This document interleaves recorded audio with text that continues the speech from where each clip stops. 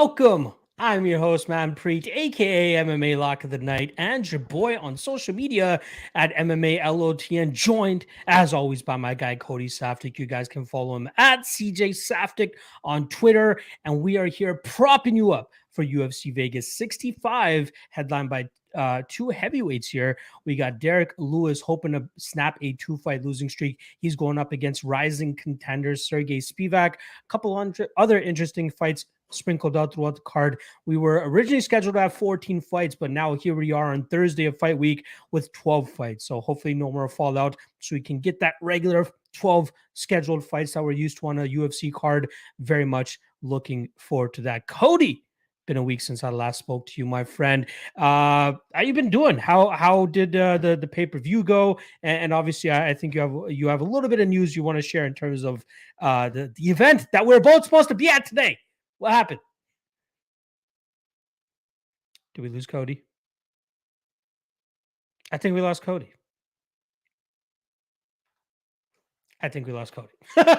Great way to kick off the show. I apologize for that, guys, but we will have him back in here very shortly. Oh, I think we got him. There he is. In his grainy glory. What's going on, dude? Yeah, sorry about that. I was going like good right before the show started. I know. Then I was answering a text message to Efren Escudero. Like, I need to get this fucking thing done. Baffling. He's like, I don't know if I can get into Canada. I was like, what do you mean you don't know if you can get into Canada? I got a bit of a record. I was like, yeah, right. So I brought up his record. I'm like, bro, he's fought in Russia, Poland, Mexico, Austria, Belgium, Japan, Mexico. But I guess he's from Mexico, so that one doesn't matter. Brazil, Sweden. The fuck? You got in all those countries, no problem. What do you mean you can't get into Canada? And he's right. Like, we do background checks, but like no other country gave you an issue. Can't be that big of a problem, right? So I apologize. I don't know if my internet somehow took a shot because of it, but hopefully we get through the show, talk some fights, and not have to worry. Exactly. Last week, I think we made it right to the ending before I ended up cutting out, but you look perfectly fine now. Your internet connection looks phenomenal. We do have a couple people asking in terms of the event that was supposed to take place today. I was supposed to see you in Toronto today, my friend. I was supposed to be at that show as well. Anything that you can briefly share with us in regards to that, and if they've decided to reschedule it, or what the next show that you're working on is, so that people can support it. Yeah, okay, so 100%. Basically, their issue was they're coming to Toronto, they're doing an event. So just to give you like the background optics, because we've got 2 fights canceled, so why not waste some of your time off the top? They originally they had a show, right? I told them, listen, if you want to have a good MMA show, you need to plan this thing 12 weeks in advance, right? That way you can secure the fighters you want. They agreed, but basically 10 weeks after, like, we have a date. So I'm like, well, what's the date? And this date, November 17th. First of all, Thursday, don't care about that. The bigger concern was that there's another pro MMA show, Provincial Fighting Championship, Prospect Fighting Championship, PFC, 3 weeks before. And then there's this mega unified card happening like 3 weeks after. And there's a BTC show, which is like Ontario's longest running promotion, really. Yeah. Split down in the middle for the mix, right? So they're like, yeah, we'll just go scoop up some local talent. It's like, there is no local talent. All these guys are already contractually obligated to fight 3 weeks earlier on this other show. The guy running the show is a doctor. The doctor is the guy that fucking licenses everybody. So everybody's fighting on a show. They owe him a favor. They're fighting on a show. Made that clear. It doesn't matter. So now it's like, okay, well, let's forge forward and let's get the top free agent guys. So we put together a 7-fight card. I was pretty confident with the card. Good-looking card. A couple UFC veterans, a couple top-level Canadian prospects. Obviously pumped up for Charles Jourdain's brother Louis to be on the show. Feeling good about it, right? So we roll in a fight week or like the Saturday out, and this kid Isaiah Medituck on the undercard is like, oh, I sparred last hard sparring session. It's always the last hard sparring session. Believe me, always the last hard sparring session. He shoots face first into a knee, and he's got concussion syndromes, and he's pulling out. So I don't want to risk a guy's health, so it is what it is. He's officially out. Elsewhere on this card, there's Xavier Nash. He's 7-5. He's coming off a win over Tristan Conley, who's a UFC veteran. Fucking beat Michel Pereira up a weight class on like 3 days' notice. He's coming off a win, highlight reel win over UFC veteran, and he himself is a 12-fight veteran, fighting a guy making his pro debut. And he pulls out. Not the pro debut guy. He pulls out, citing a knee injury. So it's like, well, what can you do? He hurt his knee. He's compromised. Losing to an 0-0 guy's a bad look. So you're not going to force a guy to jump in there and do the damn thing. And then it was like, this guy was coming in from France. They thought he was coming in from Paris. It turns out he's coming from Nice. Nice is like 100 kilometers from Paris. So he had to fly from Nice to Paris, then from Paris to Toronto. So it's like the whole thing started to kind of fall apart at the seams. So I was adamant, like, man, you just got to chug on. Like, bad luck happens. And even if you melt down to a 3 or 4 fight card, just like make it a night of entertainment. They had Caveman Sam doing the hot dog eating contest. Have a band come out. Have some jiu-jitsu guys. There's local black belts. There's MMA fighters, black belts. They want to compete. Why not make it a $500 submission only match, right? If nobody wins, go home. Man, get $100. If you submit the guy, get $500. Go home. Make it a night where it's like, come out, see the contest, listen to some music, watch a couple banger fights, and then just the guy just like shelled up, bro. Totally went silent. We couldn't handle the pressure. And it was just like, man, we're postponing. So it's like, okay, well, when do you think you're postponing to? He's like, yo, we got a date, December 29th. So I'm like, man. What the fuck is going to come out during Christmas holidays? That's what I said. I was like, first of all, which fighter is sacrificing Christmas? So like, yeah, I'll just wait right through Christmas. Yeah, exactly. No problem. So you're sacrificing Christmas. Then beyond that, you're essentially sacrificing New Year's. You're not making plans to go out. You're fighting like 2 days before. I'm like, how are you going to book hotels in the city of Toronto during Christmas and New Year's, right? Everything will be $600 a night. Transportation in the city will be double. Everything in the city is double because it's like the hottest time of year. And you're pushing it back 6 weeks. All these fighters are already pissed off at you because you've just delayed their fight back 6 weeks on 2 days' notice. So they're not going to agree. They're not going to sign. You're not going to add any new fights to the card. And it's like the worst time to possibly do it.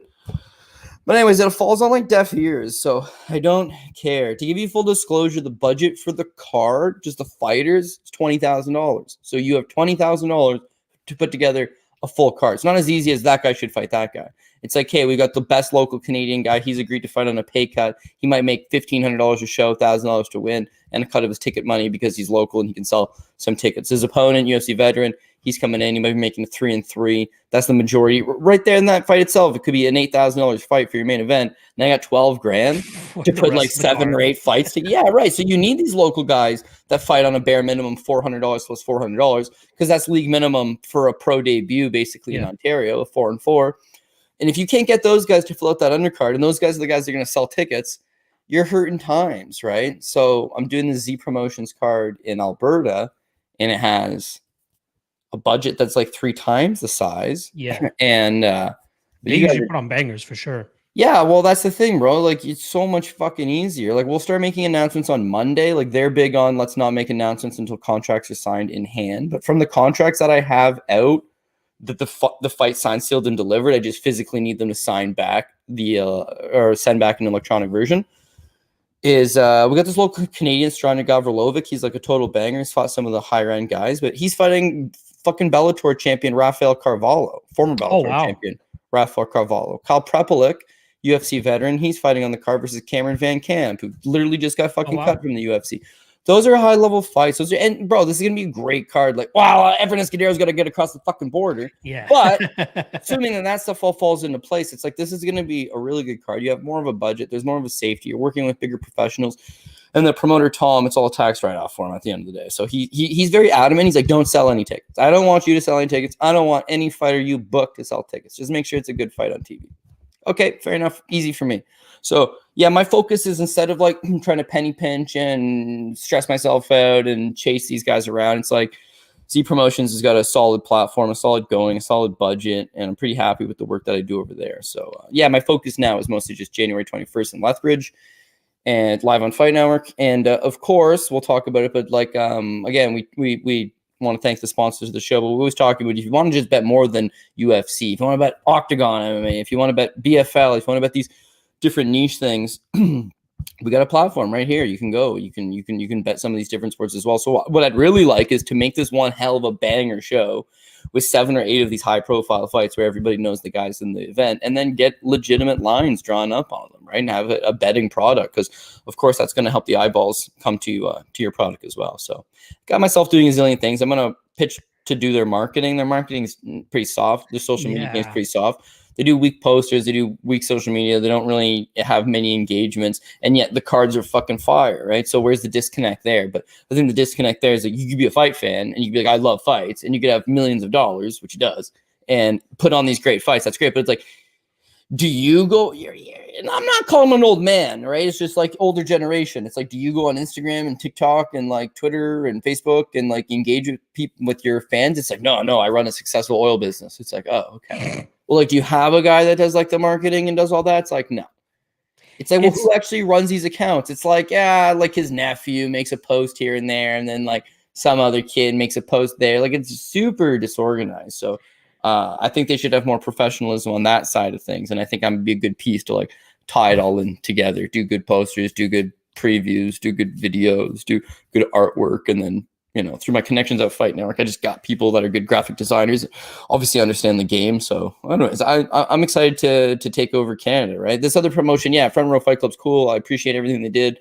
I busted my ass for them, I think, more than they did for me. But regardless of all that, you know, that's just like a hobbyist thing. Like, you're making a couple $1,000 a month to match make fights. Like, this is the kind of thing you could just do full time, do the marketing for them, do the matchmaking for them, have 6 or 7 shows, be the #1 promotion in Canada. It's wild with Z Promotions. Like, those are one of the guys that have like high name value, but then they don't really push themselves much. So like, there'll be times where I'm just like, oh, there's a Z Promotions fight last week, and you see fucking, you know, not Carlos Newton, fucking who's the Emmanuel Newton fighting on the card or something like that, right? Like it's just so wild. Like, BTC and all these other promotions would kill to have high level talent like that, or a high name value talent like that on their cards, but then they're just stuck with like the Canadian regional guys, so they can't really push it to the mainstream fan either, unlike Z Promotions. So, yeah, I was at a card one time. They had Joe Riggs on the card, right? And then he fights. It was a last minute replacement opponent, so he beats the guy. The poster on it is just fucking straight trash. It's like, you know, a picture of Joe Riggs ripped off Google and, you know, poorly cut out, and then like a picture of his bum opponent poorly cut out on a bum banner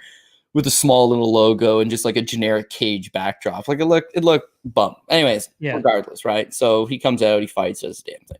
When the fights end in Ontario, right, you've got to pay the people right then and there, right? And you'll issue them their check. Okay, here you go.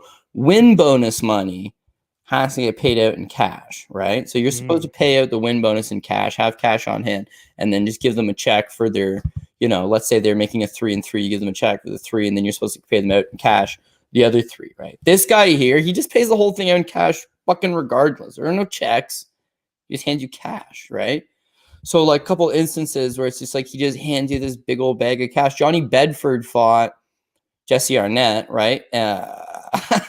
It's a 5-round war. I thought he won. Judges didn't agree, but I thought Johnny Bedford won. Anyways, he ends up losing a tight decision, goes to the hospitals, faced a fucking wreck, 5-round fight. And then I run into him in the hotel lobby, and he's like panicked, man. And he's just like, man, what the fuck? He's like, I told them at the border that I wasn't coming into work.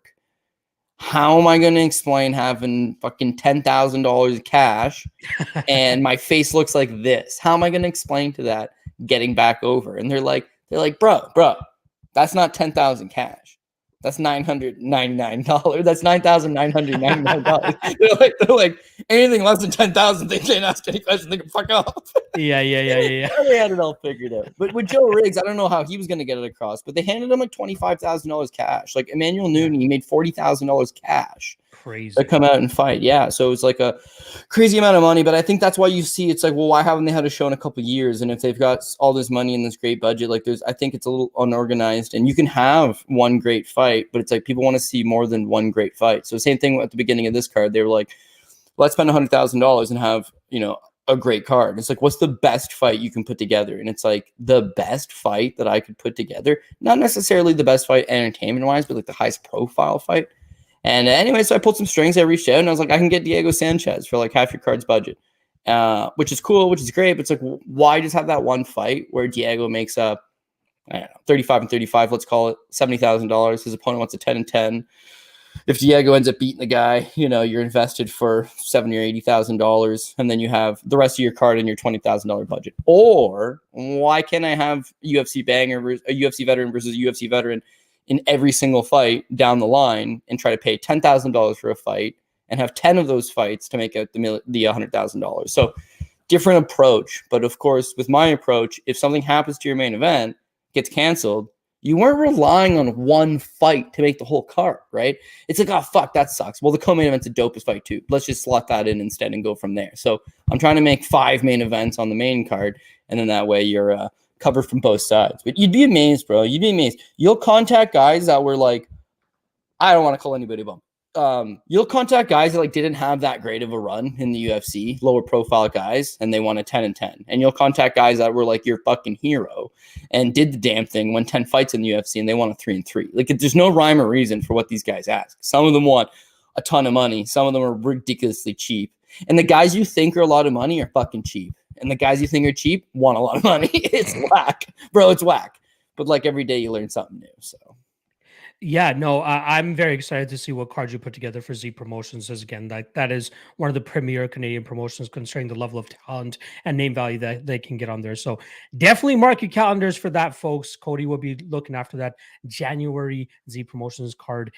Stay tuned for that. All right, let's get right into this card, Cody. We got 12 fights to talk about. Relatively, mediocre serving compared to the last UFC 281 card that we just had. Obviously, there's going to be a steady drop-off, obviously, from pay-per-view cards to fight night cards, but this seems to be more than usual. So let's start off with the first fight of the night. Flyweight division for the women. We got Natalia Silva taking on Contender Series recent signee, Teresa Bleda.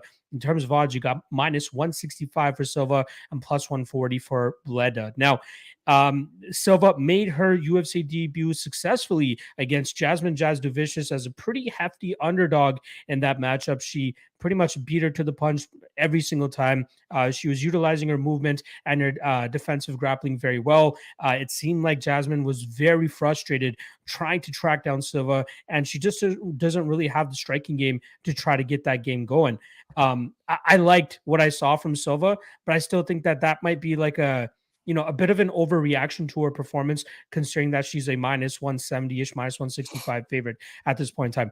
Bleda came into the Contender Series as minus 400, minus 500 favorite in that fight against Naira Maya.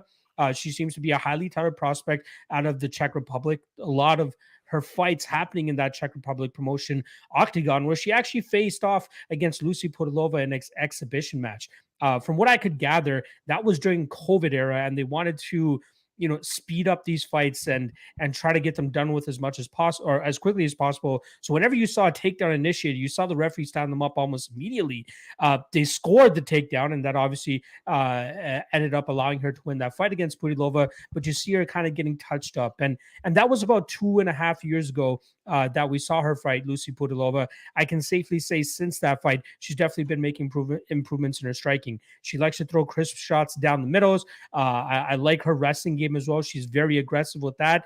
And I do think that she can solve that puzzle of Natalia Silva in terms of corralling her up against the cage, moving forward, not really getting discouraged the way that Jasmine Jasudavicius did. And I think that should allow her to fuel a takedown heavy approach here. Yes, Silva is kind of offensive off her back, and she has some submissions off her back, but I think that she's going to struggle doing that against a girl of Teresa Bleda's level. So I'll be leaning with Bleda to kick off the night with an underdog win. And the specific prop here, fight goes to decision, hang around minus 200. I think that's a solid line considering how I expect this fight to go. But more specifically, Teresa by decision plus 215. I'm right there. What about you, Cody? What do you think about this matchup? Similar thoughts, but I decided to go the other way. Teresa Bleda coming on the Contender Series. She's 20 years old, so she's very young. She's very green. She'd be one of the youngest fighters on the entire active roster. And if you remember that Contender Series fight, not that good. She won. She's physically strong. It looks like she could be a decent prospect down the road. In fact, she's not about a decent prospect right now. It just wasn't a super impressive win. It's the kind of win that had it been on the first episode of the Contender Series, she don't get a contract. But it was on one of the episodes of Contender Series where Daddy Dana's just shuffling these bitches out, bro. Contracts for everybody, even the audience members. Check out into your seat. There's a gift there for you as well. So I don't know 100% that I agree with the signing. I think that she is strong. She is physical. But again, she's still got a little bit of a ways to go. When I think about her opponent, Silva coming in the fight with Jasudavicius, as you mentioned, big underdog, right? But here's the critical thing for me, is that Silva hadn't fought in almost 3 years. And she's still only 25 years old. So theoretically, you have not seen the girl compete since 22 years old. She looked like she had some good skills. Could she have not come back as a much better fighter 3 years later? And I think you saw exactly that. She was strong. She was physical. Cardio was pretty good against Jasmine. She mixed in 2 takedowns against what was on paper the superior wrestler. She easily outstruck her, faster hands, beat her to the punch, almost tripled her up on the volume. very solid. Now, that's your first fight back after a 3-year-long layoff. Now you should have a little bit of that ring rust off, sophomore outing a little bit better, still only 25 years old, and showed off a lot of good stuff. So for Bleda seems to be killer with she's kill or be killed with the takedown. She's going to try to fight her way into the clinch. She's going to try to peel her to the ground, and she's going to try to do some work from top control. I think she might be able to have some success. But again, I think Silva's going to have strong hips, ability to get back up, throw submissions off her back, and have a solid enough striking advantage that she's going to be landing those meaningful shots. She's going to be landing the volume standing. Even if she does get taken down, I just need those judges to score the stand-up a little bit more favorably than they do a little bit of ground position, maybe a takedown. So close fight, competitive fight. I just feel like Silva ends up edging it out by decision. So give me the Silva by decision side, which is about plus 140. There you guys go. Dissension on the first matchup of the night, but we got plenty more to get through. So let's get to the next one, which takes place in the men's bantamweight division. We got Fernie Garcia going up against Brady Hiestand. Minus 170 on Hiestand and plus 145 the return on Fernie Garcia. Now, Garcia, a Contender Series alum as well. He fell short in his UFC debut against Journey Newson, and he was a slight favorite there. A lot of people looking at his boxing work. Good combinations, fluid with his strikes, right down the pipe. And throws punches and bunches. He's not one of these guys that just pot shots and try to knock you out with every single strike. I like that about his game. But he's going up against a very high, in my opinion, a high-level grappler, a high-level wrestler here in Brady Hiestand, who apparently during the first week of him being on The Ultimate Fighter, tore his ACL and continued to stay in that competition, made it to the finale where he went up against Ricky Turcios, where he still had a shredded ACL, put up a pretty good fight, split decision loss for him there, close fight, but you can see that he, even with the shredded knee, was still going out there and wrestling pretty well. Now, took roughly about a year off. You see him in great condition, at least what IG is showing me, but we'll see how he looks when he actually steps inside the cage. But I like the progression of his striking game that we've been seeing even while he has been injured.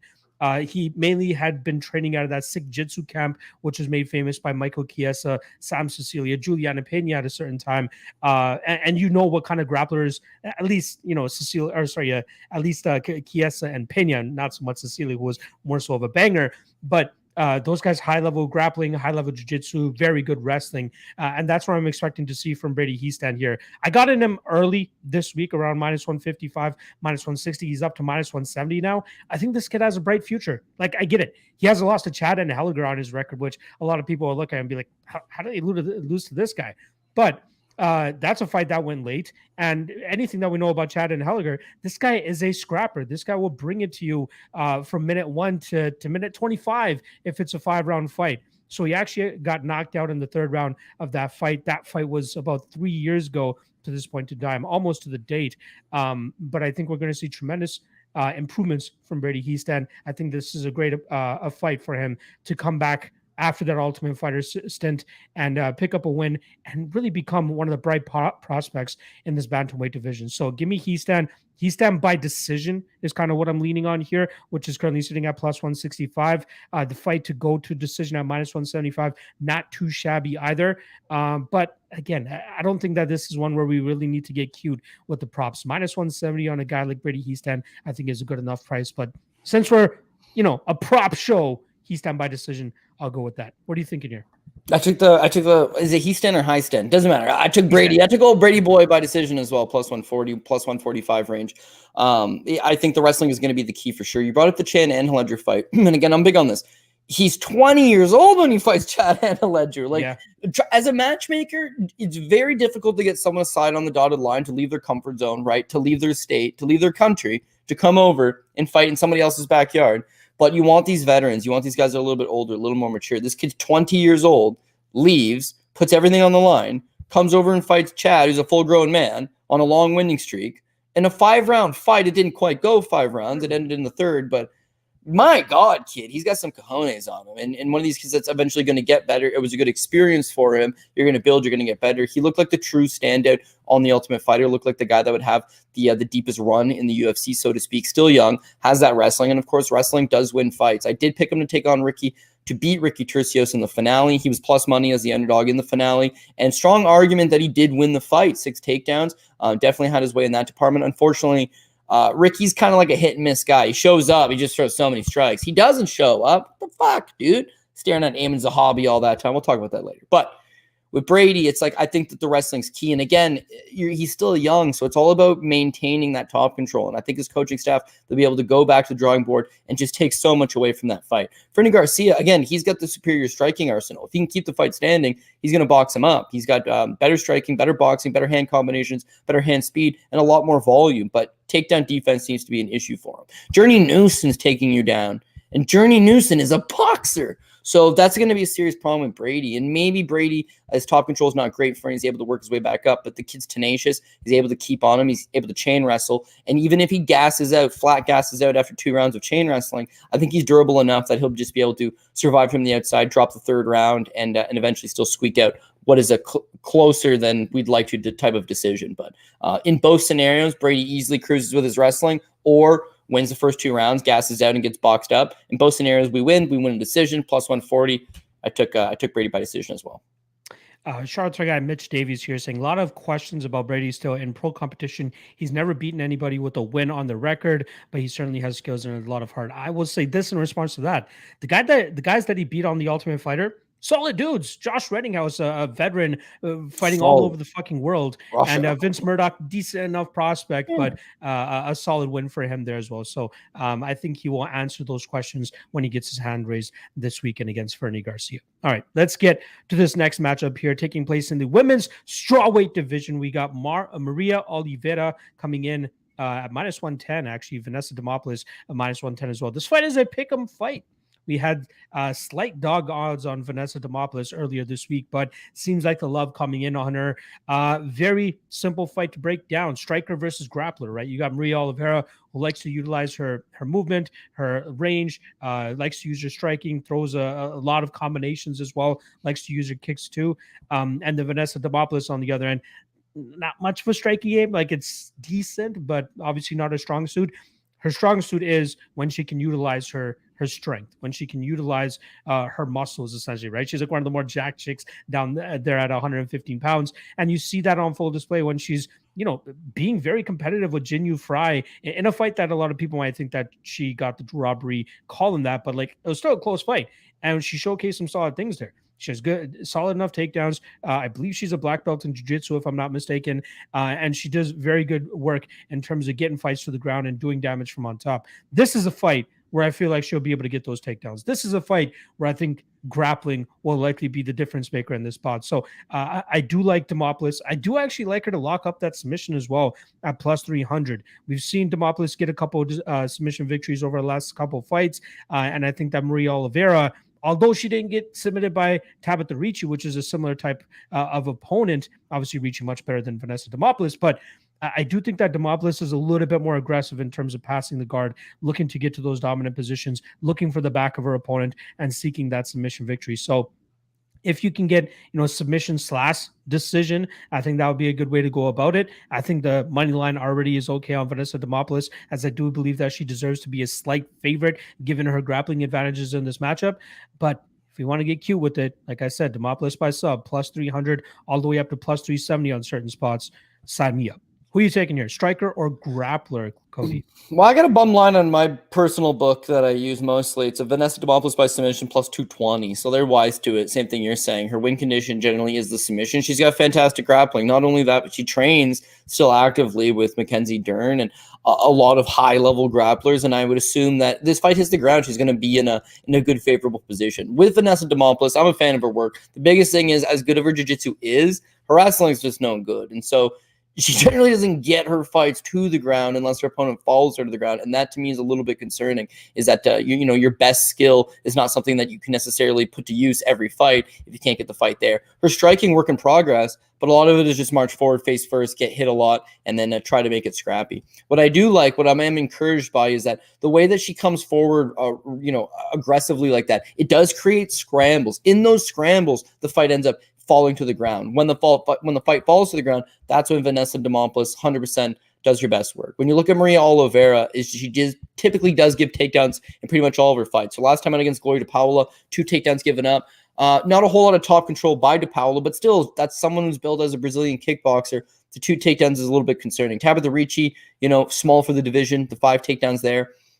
Ricci did a mostly sat in the guard the entire time. But as you're saying with Vanessa Demopolis, if the fight hits the ground, she just doesn't like sit in guard. She will go for it. She will go for it. She will try to pass. She will do damage. She'll be, relentless. If the fight hits the ground, even if she pulls guard, right away she's attacking with arm bars, triangle chokes. She's got a nasty inverted triangle choke over Sam Hughes on the LFA regional scene. She's just a very dynamic grappler. What makes her a better grappler than anybody else? I couldn't tell you. But if I had to guess, I would say the stripper experience, right? That stripper guard of hers, those legs, man, it's like the jaws of life ripping a car open, buddy. You don't want to go down there, okay? Nobody has any good stories about hanging in her fucking guard. The same way nobody has any good stories about, hey, I got my head stuck in a wood chipper, right? It doesn't happen. So, yeah, I think the fight at some point hits the ground. And when it hits the ground, I feel like that's when Demopolis is going to take over and do her best work. So, this is more of a pass. It's a tightly contested 50-50 women's MMA fight. As much as we're talking about Vanessa Demopolis, she's giving up a 10-inch reach disadvantage, right? So, like,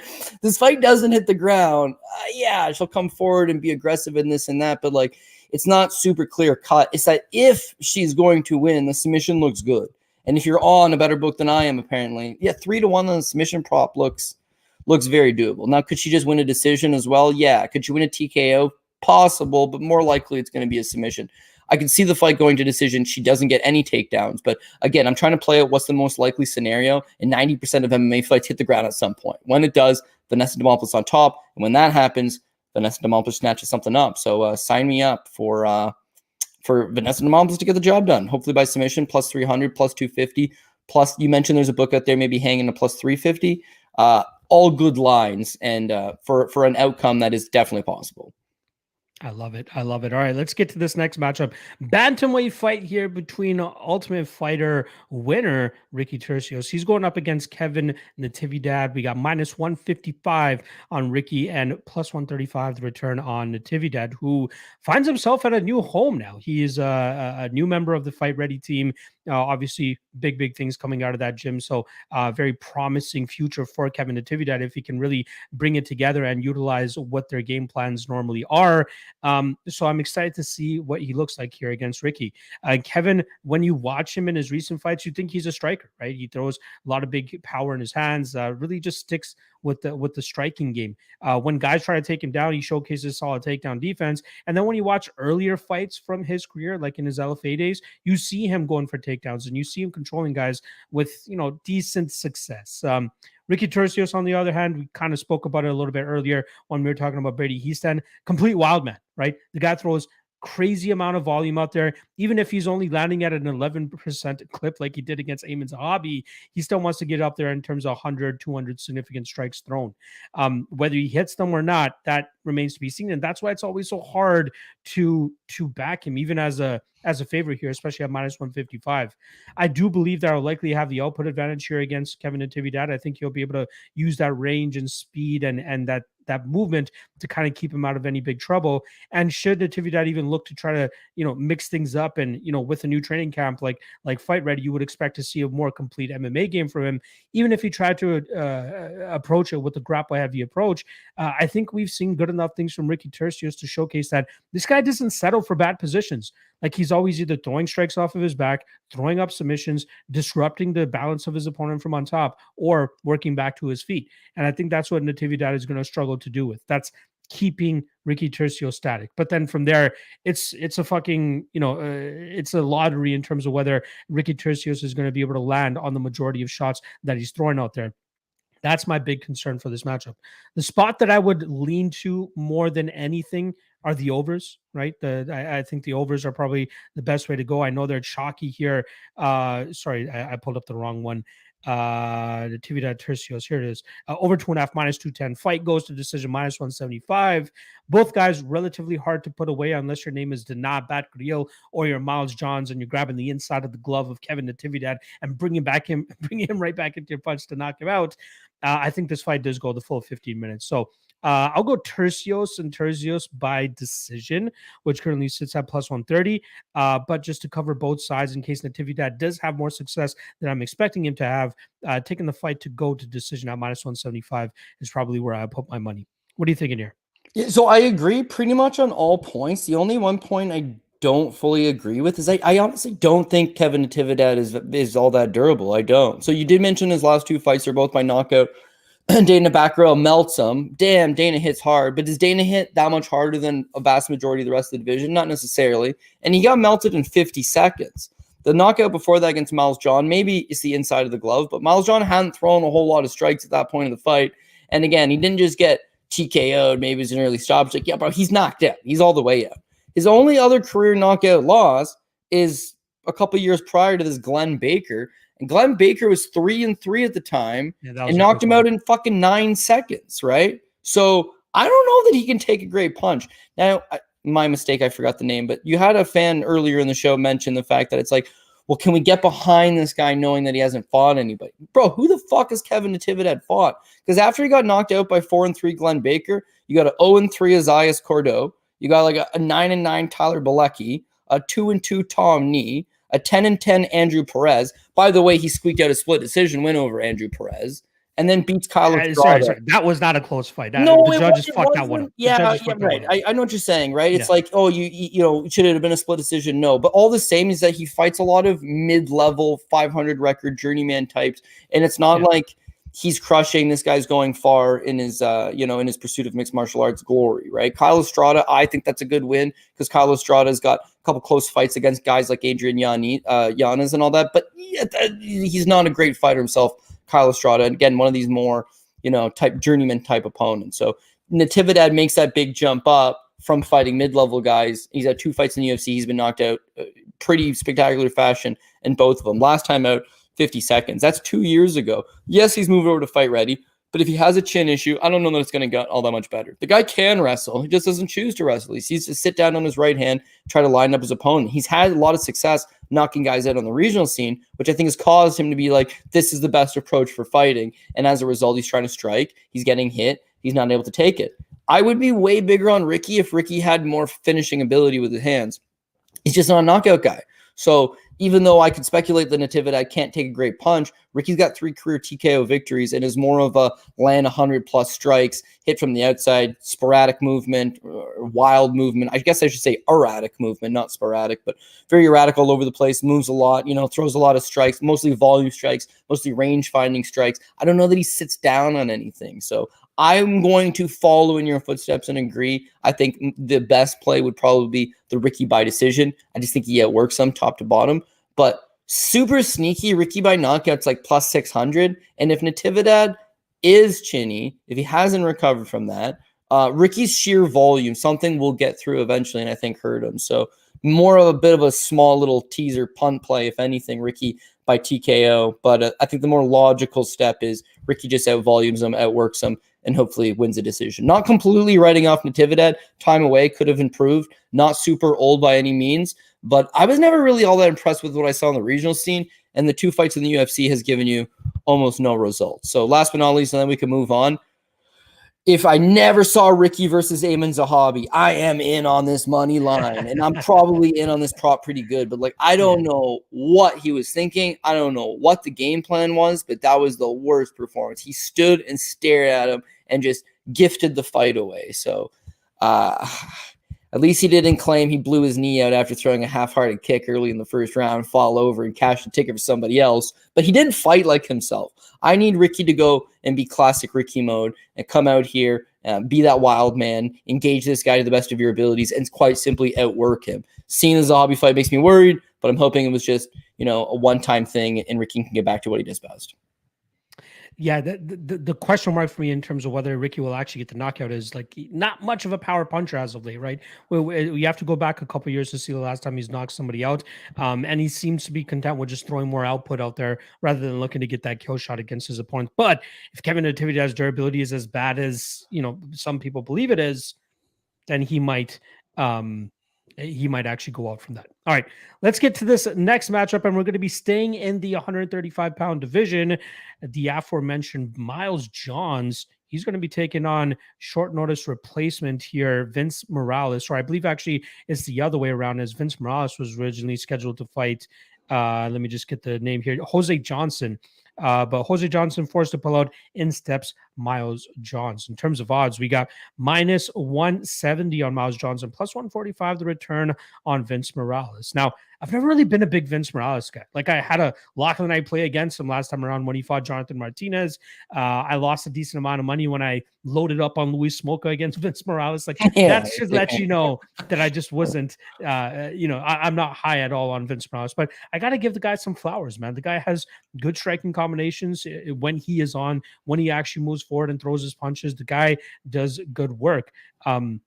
The question is, can he keep this fight upright? Because Miles Johns, I believe he was originally known as a wrestler, but this guy has horrible takedown accuracy. Like, I believe it's in the 20% range of how many takedowns he actually hits.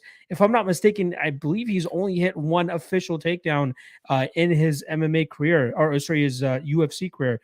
Let me just get the number here. Yeah, he landed 3 on the Contender Series, but since joining the UFC, he's only landed 1, and that was when he fought Cole Smith in his UFC debut. He shoots takedowns at a 28% success rate. He shoots a lot, but he doesn't get them often.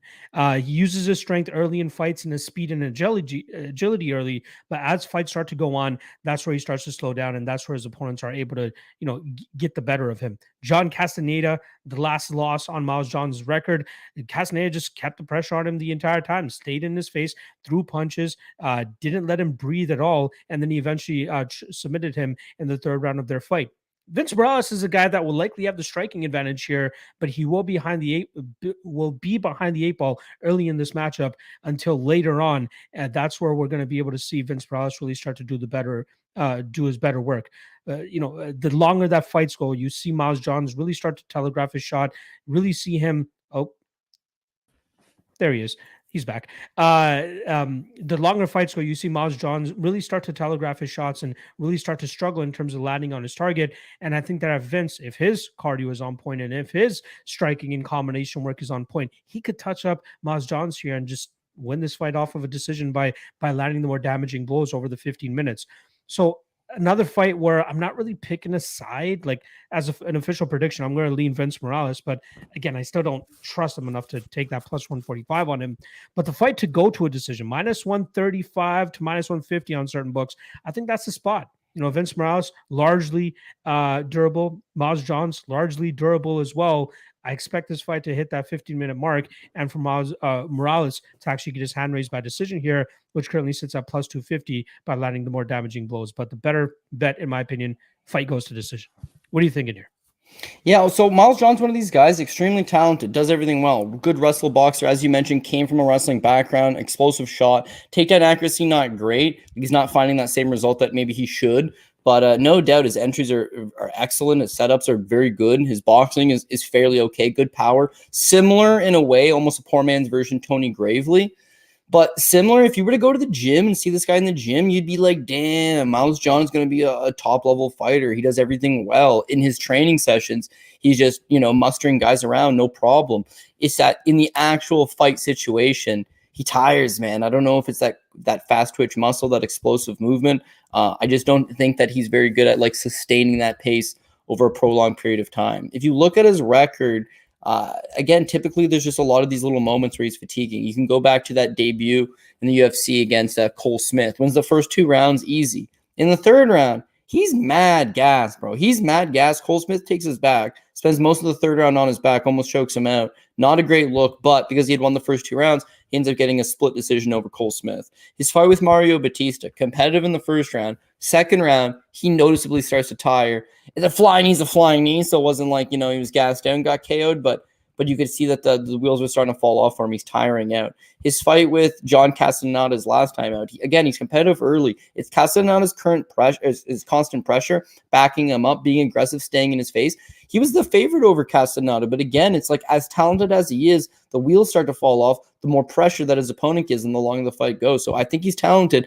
I just don't know that he's able to maintain a strong pace for 15 minutes. Now, you mentioned he's coming into this fight on short notice. To me, that's what would have me backing off Miles John altogether. If he's in great shape on a full camp and is able to push the pace and kind of tie it all together, he is low volume, but he has solid power. And again, his wrestling is good enough, maybe not to get the fight to the ground constantly, but should be good enough to keep the fight standing. It really does revolve around his cardio. And coming in on short notice, I have a feeling if that falters, he's going to have some serious problems. Now, Vince Morales, Bro, I know why we get along. We think alike. And like, I don't like Vince Morales either. I don't like him. He doesn't really have any X factor to his game. He's not a great wrestler. He's not a great striker. He doesn't have, killer cardio or killer pace or killer volume. His power, yeah, he knocked out Louis Smolka. It's like the only time Vince Morales has knocked somebody out. And I'm pretty sure it's the only time Louis Smolka has ever been knocked out. So it's like bad luck that me and you had bet Louis Smolka. Because, of course, the one time he's going to get knocked out, it's by a non-puncher in Vince Morales. He does have a couple knockdowns. He knocked down Benito Lopez. I thought that was a fight that, again, he probably should have won. Didn't fight all that bad. It's that he's very much a generalist. Now, he's cousins with Ricky Simone. Don't know if that matters at all. But you can tell that not as much potential, not as much growth, but very similar. Hardworking kid that does make improvements fight to fight. He'll always be a fringe top 20 guy. I don't think he'll ever break into that top 15. Certainly never going to be a championship caliber fighter, but someone that if you can get a good price on, low key, is going to cash some tickets for you. Now, how does he match up with Miles John? He himself can wrestle. I don't think Miles John's just going to be able to take him down easy. I think John's a lot faster, a lot quicker, a lot more explosive. And in the first round, John probably wins. But if John doesn't knock him out in that first, Morales is going to start taking over. The leg kicks will start to add up. He'll start to find his rhythm with the right hand. He'll start to slow him down. He'll stop the shots, tire him out, win 2, win 3. I got Morales. I think I'm leaning Morales by decision, even though John's durability is a little bit questionable. I will take the Morales by decision. I'll take the over on the fight. And I'm looking to live bet it as well. Like if John wins the first round, but you can start to tell that movement's starting to fatigue, starting to slow a little bit, and Vince Morales just stays with it. He's not quite as fast as John's in the first, but he stays with it, drops around. I get an even better live money price. Then yeah, I think I'm gonna hit a little bit of live market too on Vince Morales. It's so weird. I never thought we'd come to the day where we both agree on Vince Morales, especially against a guy like Miles Johns. But desperate times comes for desperate measures, right? Especially in this matchup when you have short notice Miles Johns jumping in. All right, let's get to this next matchup. It takes place in the women's flyweight division. We got Jennifer Maia coming in as a plus 160 underdog. She's going up against one of the newest members of the Playboy team, Marina Moroz, comes in at minus 190. Now, it came out a couple of weeks ago, probably a month ago at this point in time, that Moroz signed with Playboy, one of the first ever, actually the first ever UFC fighter to be featured in Playboy. So big ups to her. If you look at her IG page, you can understand why. She is very much in love with that side of her image. But when it comes to fighting as well, she's put together a solid couple wins over her last couple of fights, Cody. She goes out there and dominates Maria Agapova, who may have had some sort of knee injury, but she did manage to get the submission choke victory halfway through that second round. 2 fights before that, she defeated Sabina Mazo, grinded her out. She looked very sloppy in that third round, but she did enough in those first 2 to win that fight. And the same with the Mayra Bueno Silva fight, grinds her out and wins that fight via decision as well. Marina Moroz, she's really turned a corner over her last couple of fights by landing multiple takedowns for a fight, which allows her to grind these fights out and control her opponents for a long period of time. Her jiu-jitsu game is pretty good, so she does a good job in terms of holding her opponents down. And then on the feet, she utilizes her movement, long reach, and decent output to stay competitive in those realms. But when she can be touched up by somebody that can stop the takedowns and have better striking, that's where she'll probably run into trouble. My qualm here with her going up against Jennifer Maia fought like the best of the best, right? She's had a title shot, for God's sakes. She's gotten to the top of this division. She's a good striker. She has a BJJ black belt as well, but I think that she might end up being too slow for this matchup in the early going. That should allow Moroz to land takedowns here and grind her out and take home that decision victory. But I'm wondering if this is just like a market overcorrection on the Moroz side. Like, are we 100% sure that she's going to continue to do this against the steps up in competition that she's going to be taking? Jennifer Maia, not the greatest fighter, but will likely give her some resistance. And if Moroz can't get this fight to the ground, Jennifer Maia might be the one that pulls off the better strikes, lands the more significant strikes. It might even end up looking like the Jessica Ai fight, which was, they're going tit for tat in terms of the striking and the numbers and the output. And Jennifer Maia got her hand raised that night because she was the one landing the more impactful strikes, at least according to the judges. So for me, stay away fight. I want nothing to do with it personally. I do end up leaning the Moroz side just because I like her tenacity in terms of sorry, let me just block this weirdo in the chat here. Spam in the live chat. But yeah, I am going to lean Moroz by decision which currently sits at minus 105. And the fight goes to decision minus 300. That's way too chalky to even suggest. But I'm just concerned that we're overreacting to this new version of Moroz that we're seeing, who's very grappling oriented. So give me Moroz by decision. But let's just sit back and see how she does here. What are you thinking here? Yeah, I'm in the exact same boat again. I think with Jennifer Maia, she has that. She won the first round against Valentina Shevchenko, so that's what people keep talking about. Like, she fought for a title in world class competition. I get all that, but it's just like she's too slow. She's too slow and plodding. And I understand she's fighting the creme de la creme. She really is.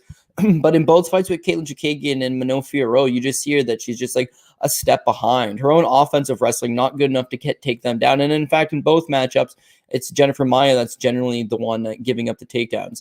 She comes from that shoot to box style, very slow, very plodding, very flat-footed, dangerous, durable, willing to take a tough fight, no doubt about it. But these fighters that are a lot faster, that can play that outside game and mix in a few takedowns, are going to be problematic. Now, with Marina Moroz, she was always very talented. She just never quite tied it together. Now, if you look at her last fight, it's coming off a layoff. She gets on the scale and physically looks fantastic.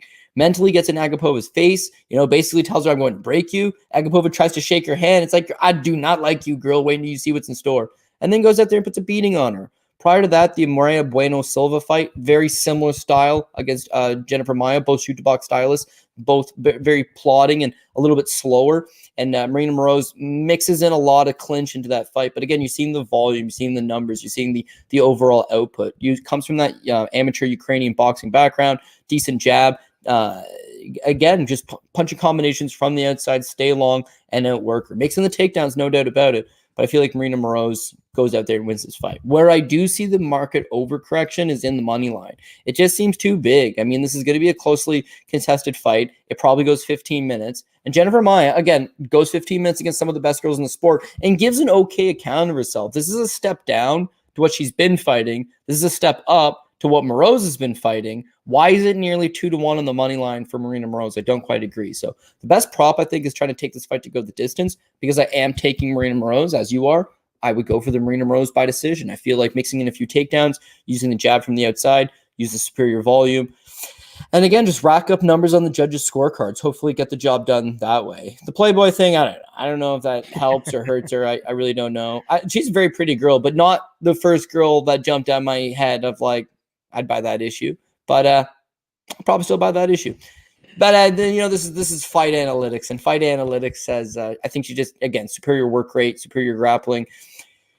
Being an American top team for those 2 years off that you don't see her, huge. Training with some of the best fighters in the game, training with the highest level coaches, being around Joanna Jacek, being around Karolina Kowalkiewicz, being around some of the sport's best fighters in her own weight class.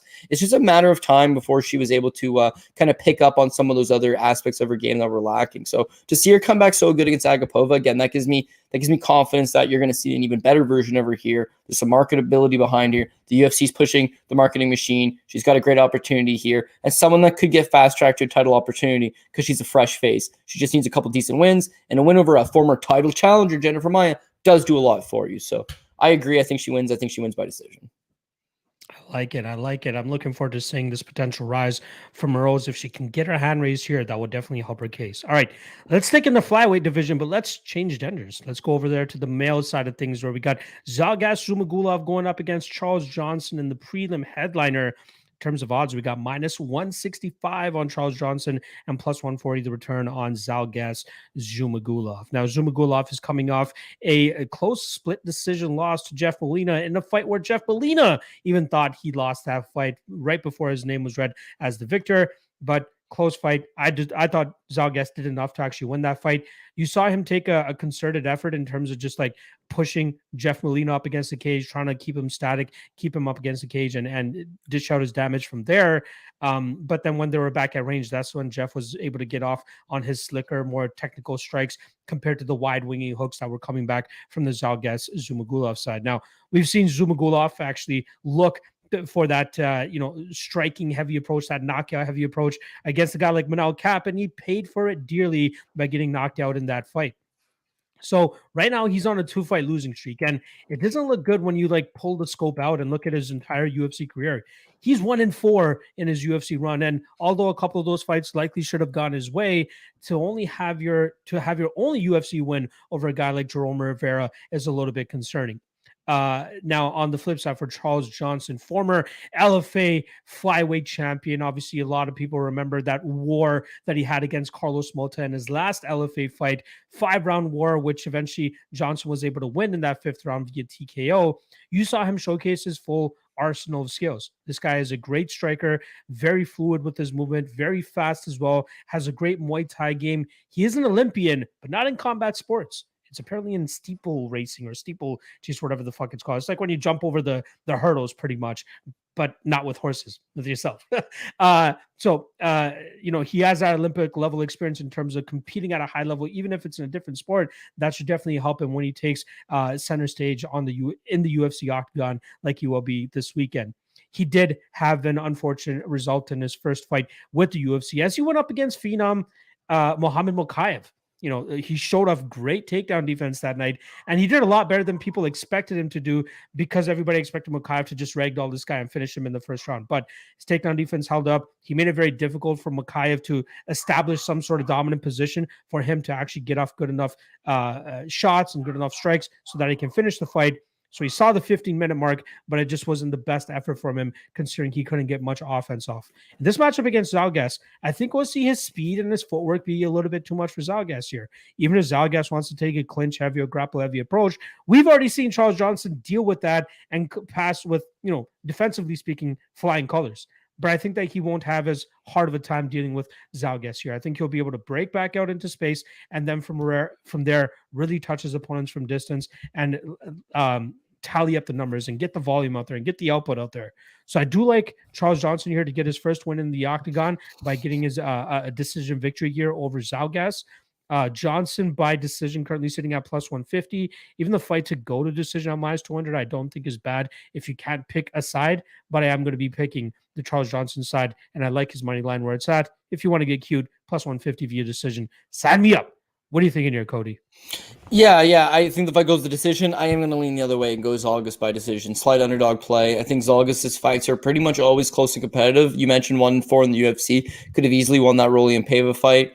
Probably should have won the Rolly and Pava fight. There's fights in the mix. It's like he could easily have a winning record in the UFC. Unfortunately, he's matched up with really tough guys. And listen, the Maddalena fight, even Maddalena thought he lost. And the Pava fight, well, definitely I thought he should have won that one. The results aren't quite there, but they're always close, competitive fights. So if you tell me he's the favorite, I think there's a good chance he's going to be in a close competitive fight and maybe lose a close split decision. But as the underdog, he's going to give you that same effort. The guy's cast iron. He's very durable. Outside of a whack flying knee from an El Cop, we'll give him a pass on that. He's fought 5 rounds prior to this when he was fighting on the regional scene over in Russia. Guy's tough. He's you're going to have to do a big effort to take him out of there. He can fight deeper into rounds. He's strong. He's physical. He can wrestle. His striking, I will admit, everything is loopy. Nothing's straight. Nothing's linear. Everything is a big hook over the top. Everything is a winging fast, overhand right, and overhand left, a home run shot. He doesn't put that money in the bank in. He's not putting in leg kicks. He's not paying dividends. He's not working the body. He's not doing all that stuff I do like out of strikers. But again, he's strong, he's powerful, he'll wing a couple big shots and then hopefully get a hold of you and peel you to the ground. So he hasn't quite found his footing, but I think this is a guy that's extremely talented. Johnson, it's no disrespect to him. It's that one, he's a little bit older. Like he transitioned, like you said, over from like hurdle jumping or whatever, comes over to MMA. And then since then, he's wanted this opportunity to fight in the UFC. He went over to Thailand, took a tryout at Tiger Muay Thai, got the contract in the tryout, spent a year out there, did some boxing, came back, fought for LFA.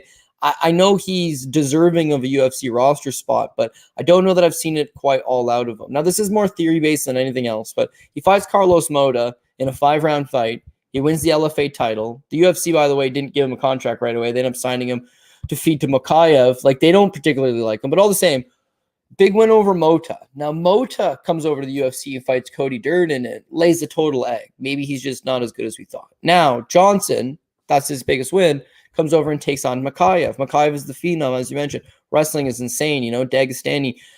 he's just going to stay on you, and he's one of the top prospects and this and that. Looking at tape on Makayev, it looks like he's a little bit suspect. The Blaine O'Driscoll fight, guys have been able to stretch him in the past. Charles Johnson has all the skills in the world to give him a difficult fight, and instead gets taken down 11 times, lands 12 significant strikes. Like you said, he survived. Sure, he offered nothing in that fight in the slightest bit.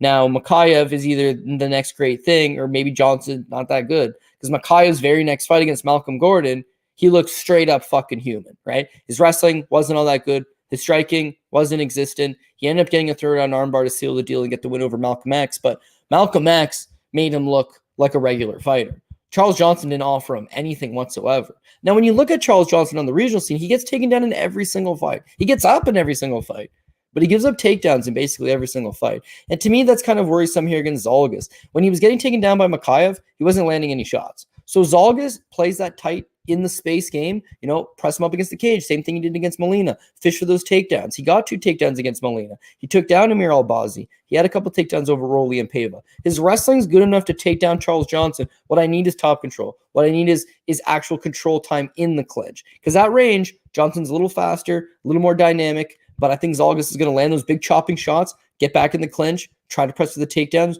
neutralize this guy, and take that safe approach to get a close decision. Could be a split decision, could be a competitive decision. But for the plus money on the Zhalgas side of things, I'm going to lean towards his money line. For the prop side of things, I do agree with you. Fight goes the distance, minus 200, probably the safest play on this card.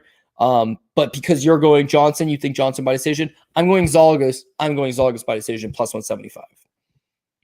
Very competitive matchup here for sure, but I do think that Charles will start to surprise some people as he starts taking, more steps up in competition. Well, the Makayev fight, you're fighting the top of the division there, is at least what we think he are is.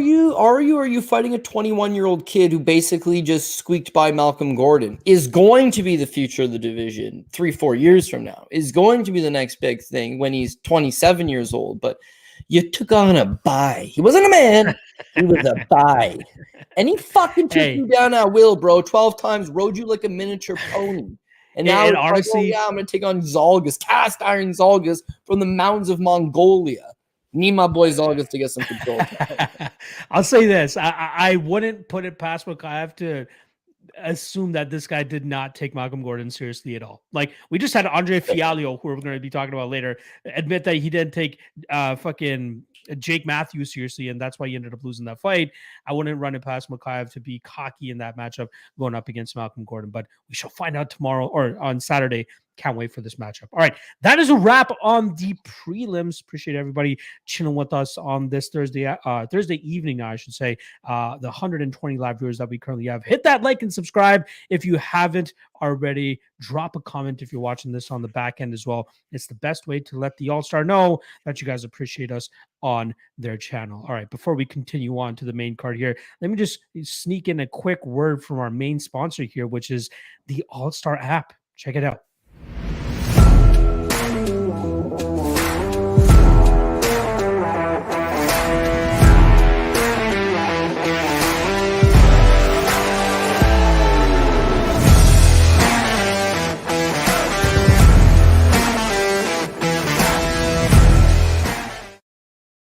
Shout out to the All-Star app, one of the best apps out there to follow mixed martial arts and even other sports. But make sure you guys check it out. It's available on all operating systems. So hit the link in the description below and you'll be able to download it onto your mobile device.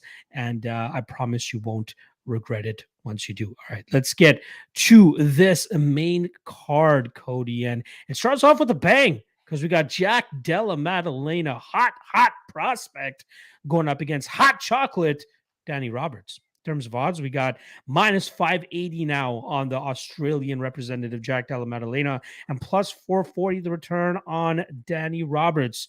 I don't think we need to spend a whole lot of time on this matchup, if I'm being honest, because it's a striker's delight, right? We know that we're going to get both these guys throwing hands. Jack obviously looking phenomenal over his last couple fights, not to mention that beautiful finish that he had over Ramazan Ameev, who is not an easy guy to put away, but Jack was able to get him out of there with, I believe it was started off with the body punch or body kick, and then from there he was able to crumble him. But good hands, a solid and aggressive jiu-jitsu game as well if he requires it, but he likes to get his best work done with his hands, his combinations, and just putting that pressure on his opponents. Danny Roberts came into the UFC with a highly touted striking game of his own, but it soon came to light that his durability is just not right. That was the ultimate downfall of his last matchup against Francisco Trinaldo in a fight where he should have beaten the old man with his youth, with his speed, with his agility. But Francisco Trinaldo was able to land on him numerous times, hurt him numerous times throughout the fight. Couldn't put him away, but hurt him tremendously and was able to get his hand raised via decision that night. I don't think we got to worry about judges at all in this matchup, Cody. I think the fight doesn't go to decision. I think the last time I checked is around -325, -350. Solid parlay piece for anybody that likes to take that, because as much as we all want to believe that Jack will starch this guy and put his lights out, we can't completely overlook the fact that Danny Roberts can crack as well. And if Jack gets a little bit too lackadaisical, he could get caught on the counter here and he could potentially get put out as well. Danny Roberts could potentially be live to pull off that upset, which is why I'd rather go with the fight doesn't go to decision. But if you want to take a specific prop here on how Jack is going to win, I do still lean the inside the distance because I could see him potentially snatching up a club and sub opportunity. Jack to win inside the distance currently sits at -250. I do think it's going to be by knockout, which currently sits at -175. But I prefer fight doesn't go to decision and Jack inside the distance. What about yourself, Cody? I agree with all your points, man. You ever seen the movie The Green Mile where they're walking John Coffey down? He's like, dead man walking on the Green Mile, right? Letting everybody know that's a fucking dead man walking on the Green Mile. That's I 100% feel Danny Roberts is a dead man walking on the UFC Apex Mile. I like Jack Della. I like what he brings. He's fast, he's tenacious, he's got great striking. But it's volume, right? There's two types of strikers. There's your volume striker. Wow. There's the guys that don't throw shit and can't crack, but high-level guys. You either got your big power guys or you got your volume guys. Jack Della seems like one of these guys that's very capable of going out and landing over 100 significant strikes. But again, he's very accurate and he stings with his shots. He'll mix to the body. He'll throw straight shots. He'll throw hooks. He'll throw everywhere. He'll mix in leg kicks. He just seems like one of these guys that if you can beat him, sure, but you're going to know you were in a fight. So far, what we've seen from him on the Contender Series, he comes out, a picture-perfect game plan against Angelusa, lands over 100 significant strikes, looks like one of the better prospects that we had seen on that season of the Contender Series. And so far, yeah, Pete Rodriguez is a one-round guy. He's at his best in the first 3 minutes, and he starches a bat in the first 2.5 minutes.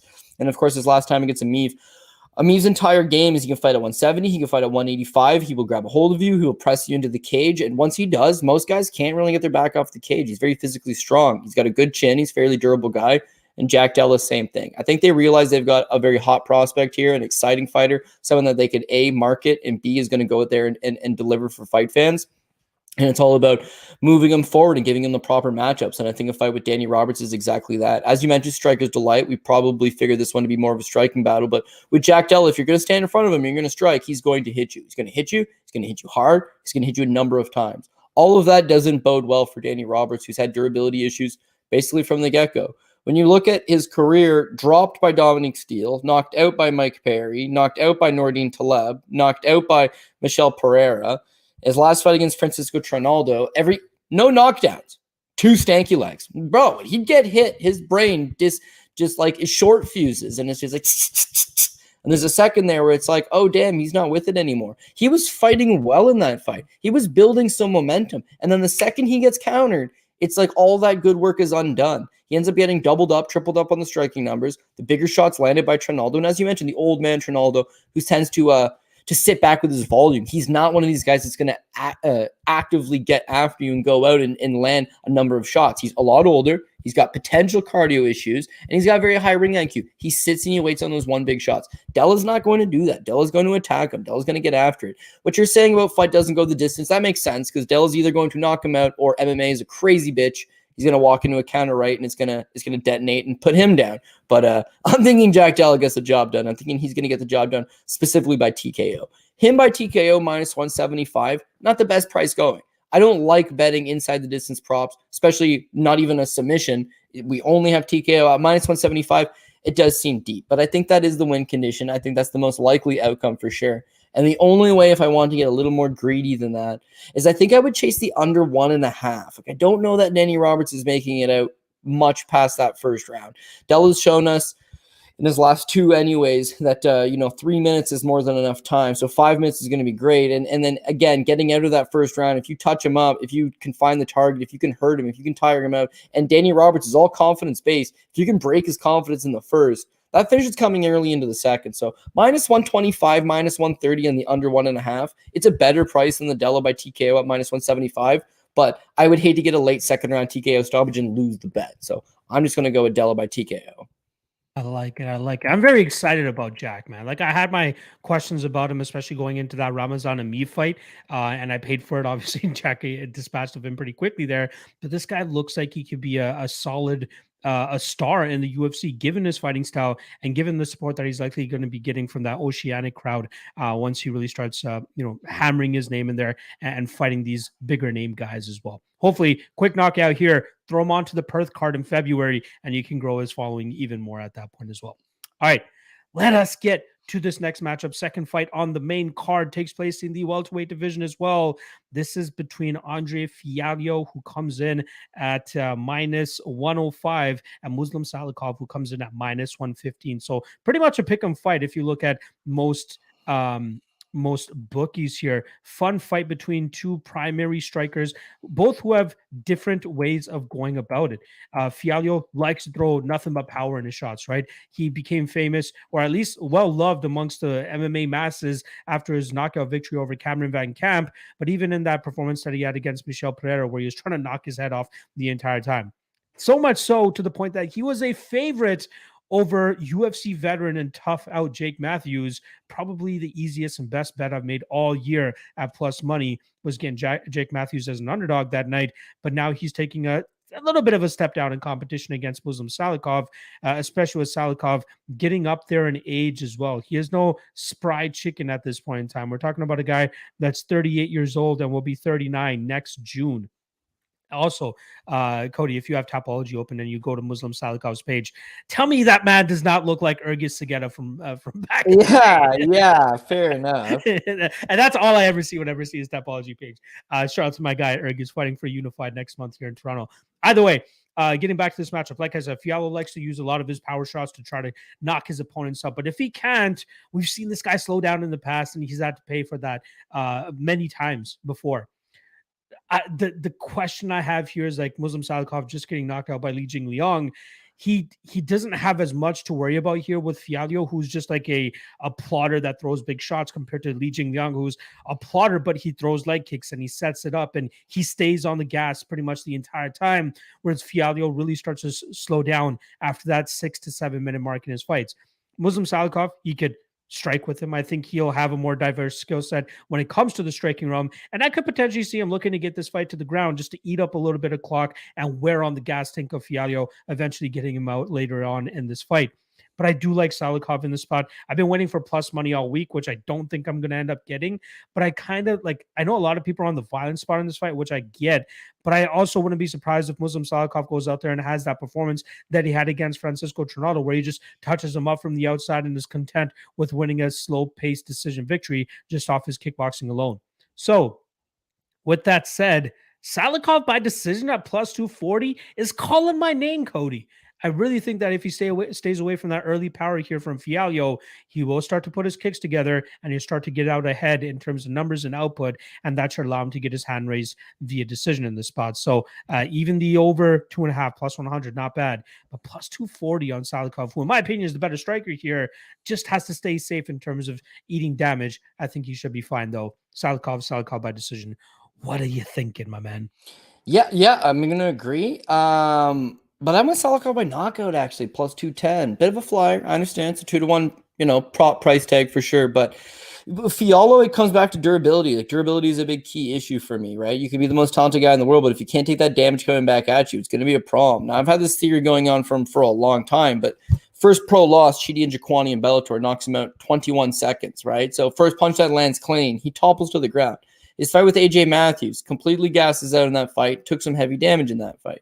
His fight with Chris Curtis, my boy Chris Curtis, the action man, just roasts him with a really slow, deliberate pace. And then in the third round, he cooks him all the way and topples him over, right? Then I lost a ton of money on the son of a bitch against Antonio Dos Santos Jr. on LFA. Now, Antonio Dos Santos Jr., who's like a 3-1 underdog, hadn't fought in like 4 years and showed up and looked like shit and still beat Fiolho. Fiolho's ground game iffy, his cardio iffy, his durability iffy. To me, it's all just ingrained in my head that like he's there for the taking, right? So now you look at his fight with Michel Pereira. He comes out, damn, he took all the damage. He took those big shots. Maybe his durability is better. He knocks out Miguel Beza. He beats Cameron Van Camp. In the Van Camp fight, though, he got rocked early. Early in the first round, he eats a counter right. He stiffens up, shakes it off, and then knocks out Van Camp.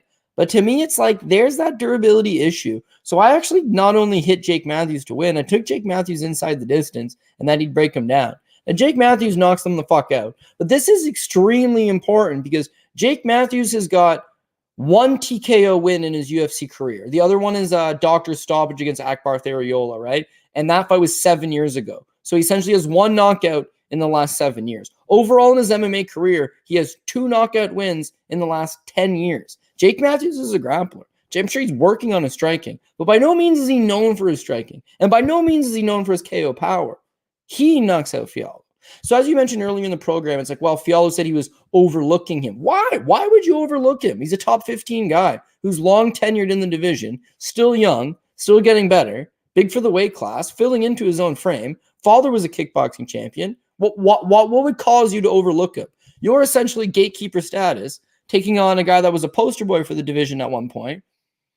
What's there to overlook? But I don't think he did overlook him. He got into a fist fight and he got clipped. He got knocked out. Van Camp clipped him. A lot of these guys clip him, and I think durability seems to be an issue. Salikhov, meanwhile, the numbers are way too low. Like, he just doesn't throw enough. That's my one knock on him is he's got great striking, obviously. He's a kung fu master, and he's got over like 400 combat sports matchups to his name between, various disciplines, but it just doesn't really throw a whole lot of punches. He tends to sit down on his shots and try to make them meaningful. But he's got massive power in his hands, man. Jingliang Li fight, yeah, okay, Leach was able to back him down and break him down. But prior to that, he dropped Francisco Trinaldo, who in a 2+ decade career, 40 pro fights, has never been knocked out. So pretty impressive. Then he dropped him. And then, again, knocks out Nordine Taleb. He knocks out Ricky Rainey. He's got that big power in his hands. It's that he needs an opponent that's defensively has a lot of lapses in his game, and he needs an opponent that's going to come at him, not someone that's going to try to counterpunch with the counterpuncher. He needs an all-action guy who has durability issues, and I honestly feel like Fiolho he nails both of those boxes. He's going to come forward and try to make it a fight. That's what he does. I don't think he's actively going to try to wrestle all that much. If he did, Salikhov's takedown defense is much improved, but I mostly think it's going to be him trying to land those low kicks, him trying to land snappy punch combinations, him trying to rack up volume. He may win the first round. He may win a couple rounds, but at some point, that opportunity will present itself to land the shot. And when Salikhov lands that, I think Fiolho topples over and goes down. So we are on the same page. I will take the slight underdog play here for Muslim Salikhov. I decided to spice it up a little bit and actually go Muslim Salikhov by knockout. Yeah, that is my concern, that Fiolho, if he can't deal with that power, especially later on in this matchup, things get dicey, especially for that plus 240 decision prop that I like. All right, let's get to this next matchup here. It takes us up to the heavyweight division. The next 3 fights actually take place in the light heavyweight and heavyweight division. So big boys to end off the card here. First of which takes place between Chase Sherman and Waldo Cortez Acosta. We got minus 215 on Cortez Acosta and plus 185 the return on Chase Sherman. Now, Waldo actually fought a couple weeks ago, October 29th to be exact, where he picked up a decision victory over Jared Vandera. Chase Sherman was scheduled to fight Josh Parisian a couple weeks ago as well, but Parisian had to pull out on fight day due to some sort of medical issue he had. He is all cleared now, ready to go, but they didn't want to put that fight back together so quickly. So Waldo raises his hand. He goes, "Throw me in there, coach, for the second time in the span of 3 weeks. I'm ready to go." And can you blame him? He's going up against a guy in Chase Sherman who is a very beatable opponent. Now, I had Chase Sherman in the Josh Parisian fight. I thought that he could put the punches on him. I wasn't impressed with Parisian's striking game, nor was I impressed with his ability to hold opponents on the ground if should he get it there. But in this matchup, I'm actually leaning with the favorite here in Waldo, who I think can do what Josh Parisian was supposed to do, but much better. Better striker, better movement, good power in his hands, but showcases an all-around MMA game when you run his tape. From his days in Bellator to even his LFA days, you see a great all-around skill set from him. Great movement for a guy as big as he is, and he can land takedowns and do good damage from on top while controlling his opponents on the mat. I think Chase is going to struggle with catching this guy, right? Chase will likely have the striking advantage here in terms of throwing numbers out there and combinations and power, but I think he's going to struggle when Waldo initiates the clinch with him and initiates a takedown and tries to drag him to the ground and hold him down from that spot.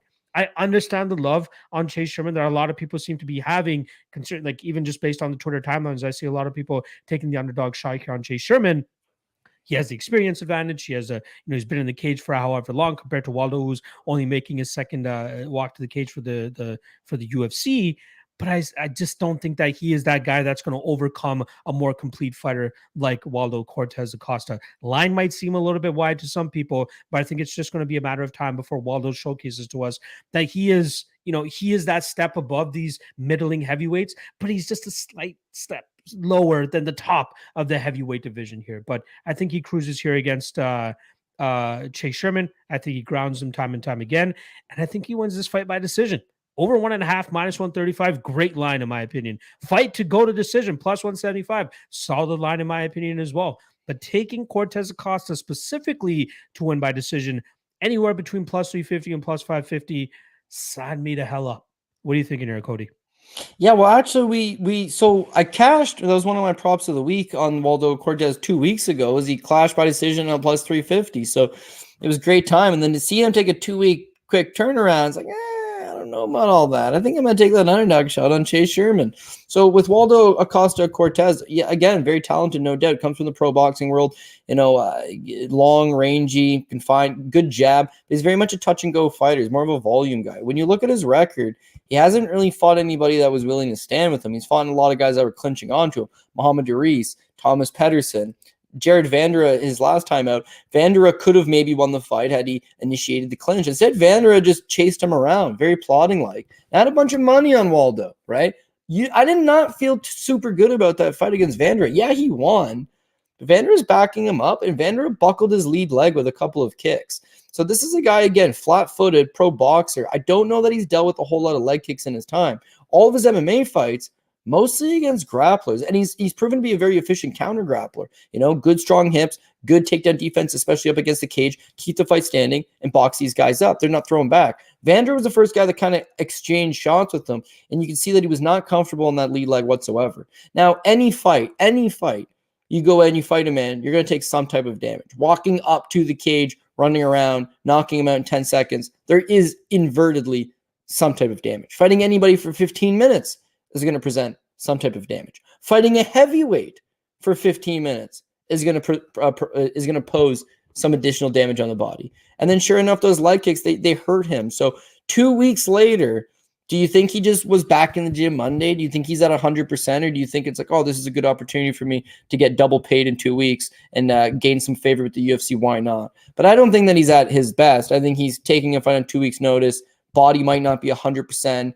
Didn't train for Chase Sherman. And now he's taking on a guy that's going to kick him. He's going to go right back after that leg. They've seen what they need to see from the Vandera fight.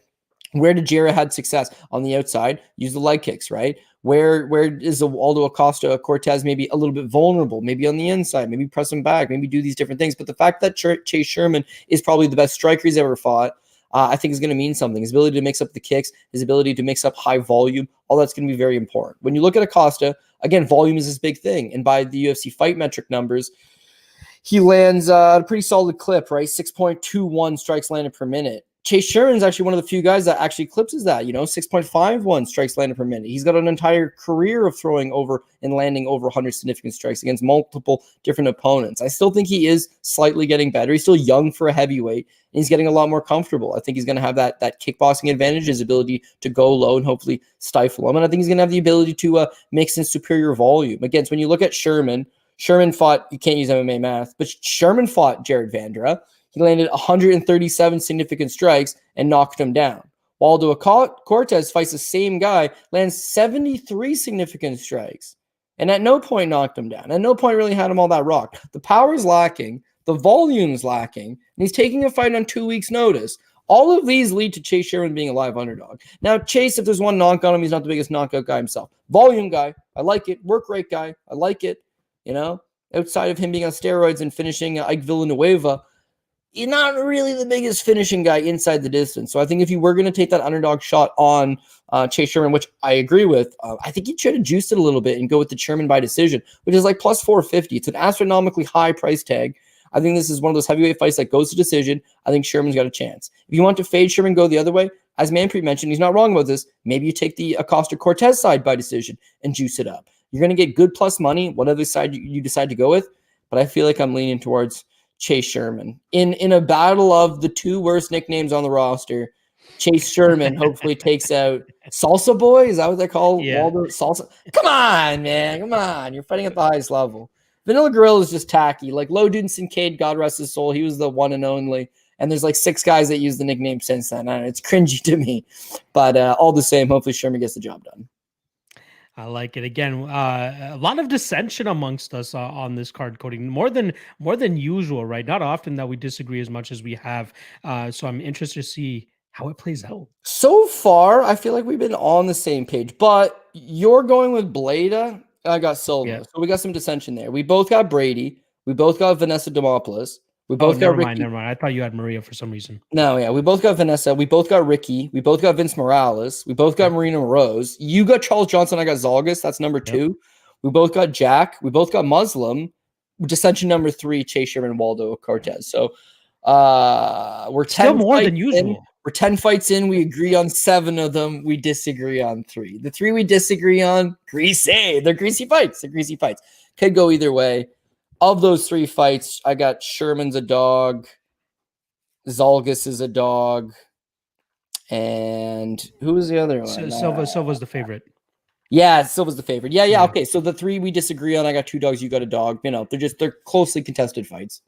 Well, we got 2 more left, and I feel like we might have some dissension there as well. So let's get to this co-main event, and it takes place in the light heavyweight division. We got Kennedy and Nzechukwu coming in at minus 175, plus 150, the return on Ion Cutelaba. Now, Cutelaba trying to avoid his first ever 3-fight losing streak and possibly a pink slip from the UFC, right? Often we see guys, if they go on that 3-fight skid, it's likely the end of their UFC career. So hopefully Ion can get his hand raised here, because who doesn't love seeing Ion in the cage, right? He's always a fun fighter to watch compete. Now, since that Devin Clark fight, we saw some solid discipline improvements from him, right? And what I mean by that is, like, he landed 8 takedowns in that fight, controlled that fight upwards of 10 minutes against a solid wrestler in Devin Clark. And we saw some great things from him there, and he was able to do good work, gets his hand raised by decision. Tries doing it against Ryan Spann in his next fight. 3 takedowns landed. Ryan Spann gets up immediately after every single attempt, and then he eventually latches onto that neck after a desperation takedown attempt from Ion Cutelaba, takes that on home with him.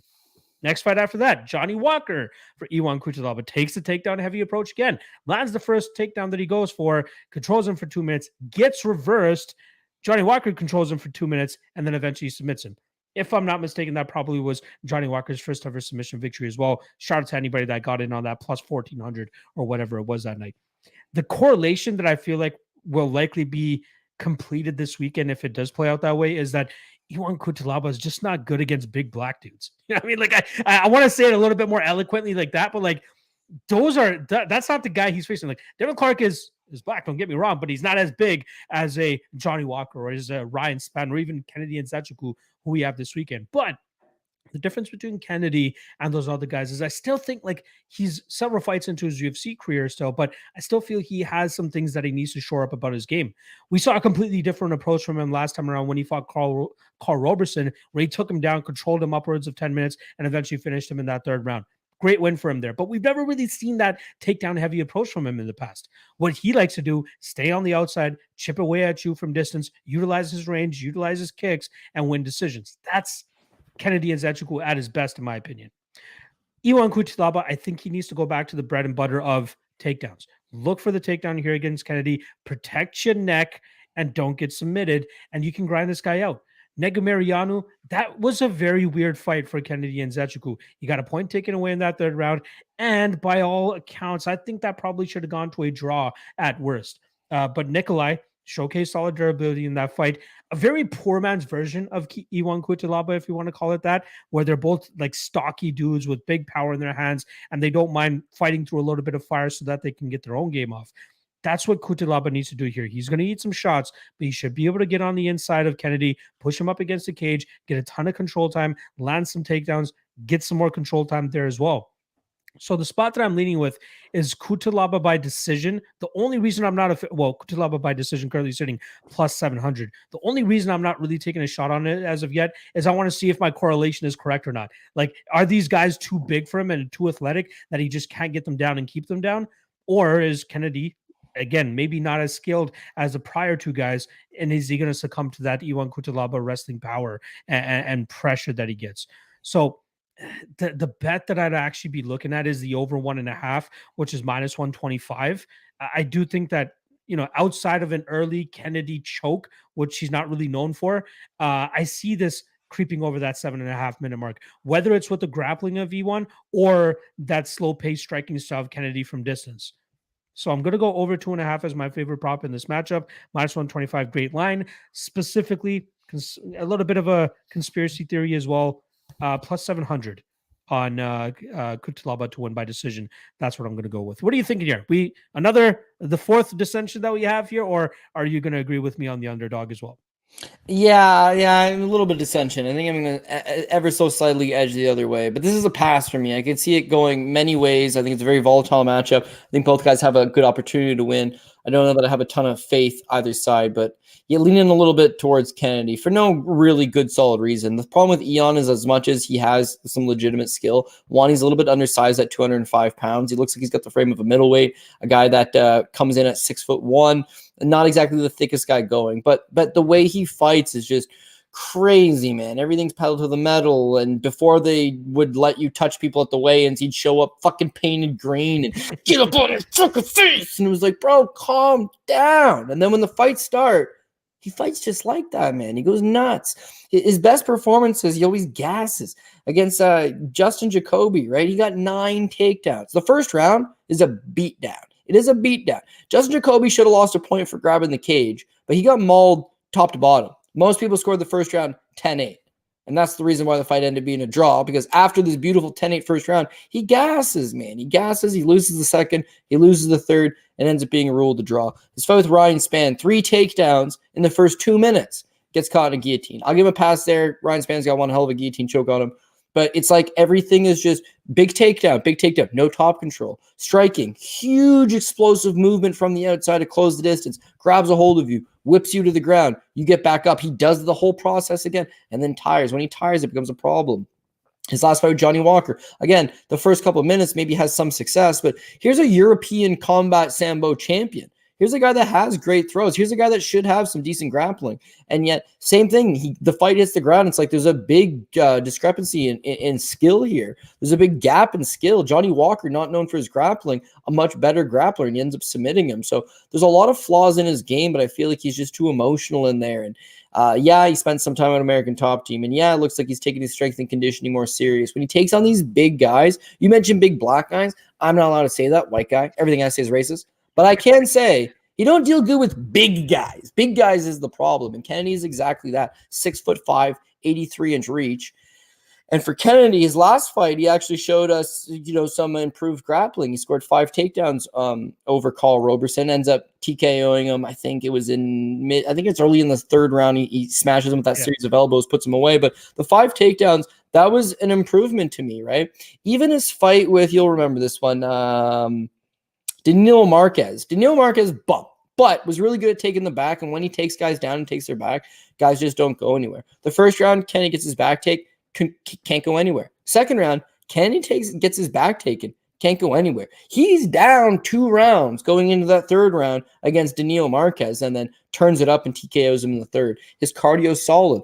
Ulberg just takes that early storm. When Ulberg gasses, he turns up the gas. He takes him out. I feel like his cardio's got an advantage over Ion Cutelaba. I feel like his grappling is something that they've really been working on. He's a big body, going to be tough for Ion to take down, going to be tough for Ion to just lay and pray him. And if he's still there in the third round, there's a chance for him to maybe go out there and clip Ion Cutelaba. I don't really love a whole lot of the props on this fight. I don't like the money line on this fight. I don't like any really one side because I think Ion could take him down and hold him down. I think Kennedy could stuff a few takedowns and box him up standing. But because gun to my head, got to make a play, I'm actually leaning towards the over on this one. Like Kennedy can knock guys out, but Ion does have a good chin. He's been getting submitted, and outside of him, faking it himself and the referee coming and stopping it, the guy can take a hell of a shot.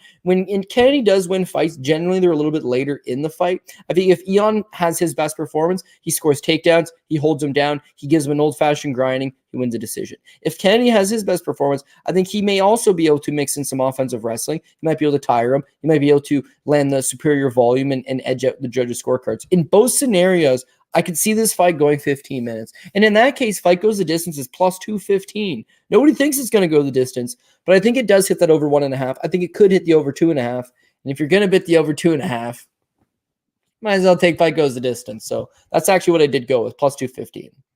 I like it. For my Action Network write-up that I do, I'm always forced to make a bet for the co-main event, and I went with the over 1.5 in this one, around that minus 125 range. So hopefully that ends up cashing for both of us here. All right, that brings us to our main event of the evening. Shout out to the 140 live viewers that we currently have. Hit that like and subscribe if you haven't already. If you're watching this on the back end, drop a comment below as well. Helps out the folks over there at the All-Star to know that we're bringing in some good traction for them as well. Also, a reminder, early card this week, 1 p.m. Eastern time start time for the prelims, 4 p.m. Eastern start time for the main card. So don't get caught napping. And I always enjoy that. I love early fights. Sooner I wake up and sooner I get to watch fights, me more happy. That's all I'm going to say. All right, let's get to this main event. It takes place in the heavyweight division. We got minus 200 on Rising Prospect, or I guess he's still a prospect, Sergey Spivac, and plus 170 the return on the UFC knockout leader, Derek Lewis, who has 13 knockouts to his name. He is number one solely at the top in the UFC in terms of knockouts, and you see why whenever he's able to land on his opponents and the way that they react. Now, every single matchup that Derek Lewis gets into, he is usually the lesser skilled of the two, right? Like he doesn't have the crazy good boxing. He doesn't really have the mechanics down for that. He doesn't really have a crazy good wrestling game or grappling game, but it's his durability, which seems to be waning at this point in time. It's his determination in terms of, riding out bad positions and then eventually saying, fuck it, I'm just going to get back up, gets back to his feet, unloads on his punches, and is able to knock his opponents out. Even if it's in the third, fourth, or even fifth round, he can do that. He has 5 rounds to work here against Sergey Spivac, who's going to be looking to take more of a grapple-heavy approach. That's what the best wrestler in the UFC tried to do against against Derek Lewis a couple fights back, and he ended up paying for it by looking straight up to the ceiling and getting knocked the fuck out. That is the type of power that Derek Lewis has, and he's going to be expecting those takedowns to be coming here from Spivac, and I'm interested to see how he looks to approach it. Is it going to be the uppercut? Is it going to be the hooks? Is he... how is he going to look to telegraph what's coming his way so that he can counter it effectively? Of course, Spivac should win this fight as long as he avoids that big bomb. But for some reason, just like I had before that Curtis Blades fight, I have this queasy feeling in my stomach that Derek Lewis will find that chin of Sergey Spivac and knock him out. It's absolutely possible in this spot. I don't want to be invested on the Spivac side at minus 200, although I do believe that he will look minus 500 should the fight go to his game plan. But I still do like the Derek Lewis side to come back and snap that 2-fight losing streak that he has here. Plus 200 for him to win by knockout is likely the only way I'd take it, even though his money line is at plus 170. But outside of that, I don't really see many other winning ways for him. Again, it's more so than a gut feeling than anything. If we want to break down the X's and O's and the technical advantages that Sergey Spivac here, Spivac blows him out of the water. But this is MMA, folks. Yuri Prochazka can go out there and submit Glover Teixeira in round 5. That's how crazy of a sport this is. And Derek Lewis could potentially find that knockout in his own right. So, and last thing I'll say about this, he doesn't have huge power to worry about coming back his way like he had the last 2 fights, right? Sergey Pavlovich knocks him out. Tai Tuivasa knocks him out. Sergey Spivac, not much of a knockout on the feet kind of guy. Takes you to the ground, gets to a dominant position, and rains down big blows or looks for a submission opportunity to get his hand raised. So having less to worry about on the feet, I think will allow Derek Lewis to let go on the feet a little bit more, potentially finding that knockout and getting him out of there. So prediction, I'll go Lewis by knockout, but not with a whole lot of conviction here. What are you thinking?